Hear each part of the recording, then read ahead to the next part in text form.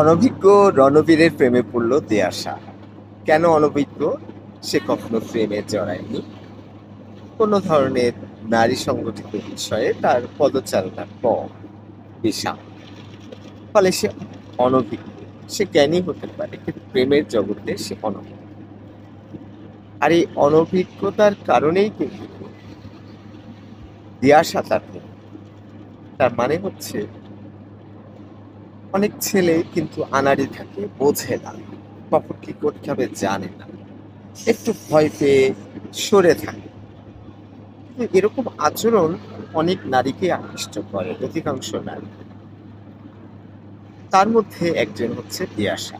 এই তিয়াশা এই রণবীরের প্রেমে পড়ে গেল।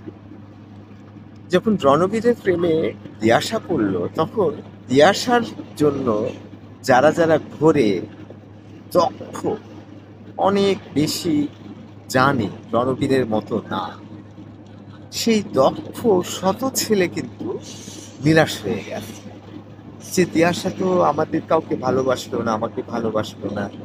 কিন্তু এই প্রকাশ্যতা, এই আনাড়ি, এই অনভিজ্ঞ রণবীরের প্রেমে পড়ে গেল।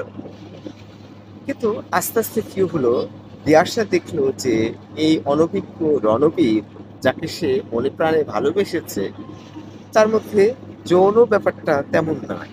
তার মধ্যে যে এগিয়ে আসার যে ছেলেদের তৎপরতা, সেটা তার নাই। আস্তে আস্তে এটা বুঝতে যখন পারলো, তখন তিয়াশা এই রণবীরের কাছ থেকে নিজেকে সরিয়ে রাখলো।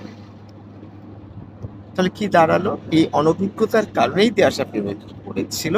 আবার এই অনভিজ্ঞ ছেলে যে যৌন ব্যাপারে তার জ্ঞান কম, অভিজ্ঞতা নাই, যে কারণে এরকম বিমুখ একটা আচরণ দেখতে পাওয়ায় তিয়াশা তার কাছে থেকে সরে গেল। এখন এই যে ব্যর্থ হলো রণবীর, সে রণবীর কিন্তু আস্তে আস্তে আস্তে আস্তে জ্ঞান চর্চা করলো, অভিজ্ঞতা সঞ্চয় করলো, মানুষের কাছ থেকে জানতে চাইলো। এভাবে চলতে চলতে সে অনেক বেশি জ্ঞানী হয়ে গেল, অনেক বেশি বুঝতে পারলো, কিন্তু অভিজ্ঞতায় সে কিন্তু এগোতে পারে। তার শুধু জ্ঞান বেড়েছে, বুদ্ধি বেড়েছে, অন্যের কাছ থেকে শুনে শুনে অনেক কিছু শিখেছে। তো এই রণবীর কিন্তু আর এর উপর প্রেমের সুযোগ পেল না। কেন?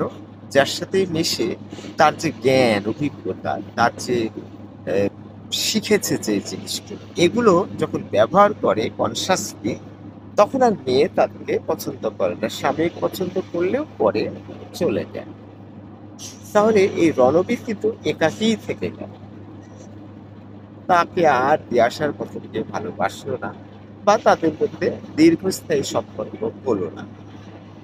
রণবীরের মধ্যে যে জড়তা হয়েছে, সেই জড়তাটা পুরুষদের ক্ষেত্রে হয়ে থাকে অনেক দিন, অনেক বছর পর্যন্ত যৌন দায় যদি না যায়, কোনো প্রেমের সম্পর্কে যদি না যায়, অনভিজ্ঞ থাকে, তার অনেক বুদ্ধি থাকলেও কিন্তু সে এগোতে পারে না।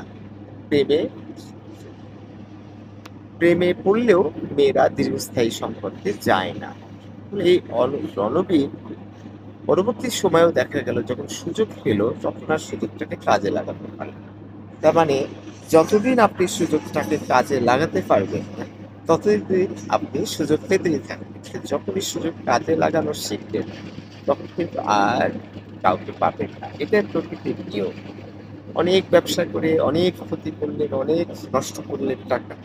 যখন আপনি শিখলেন ব্যবসা কিভাবে করতে হবে, তখন কিন্তু আপনি সব টাকা হারিয়ে ফেলেছেন। আর আপনার মধ্যে, আপনার কাছে সে কিছুই নাই।